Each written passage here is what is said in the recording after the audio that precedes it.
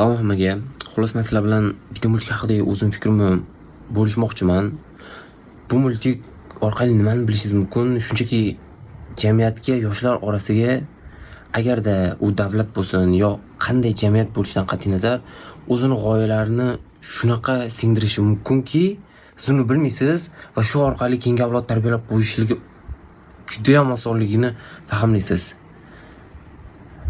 Bu multik men ko'rdim hozir, to'g'risi.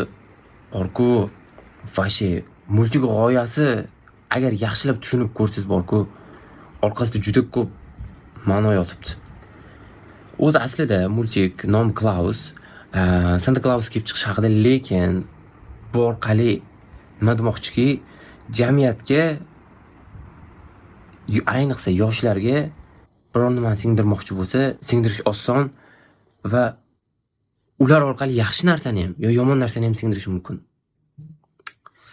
Vashi gap yo'q. O'zi bu multik men bitta o'rtog'im tavsiya qilganda 10 out of 10.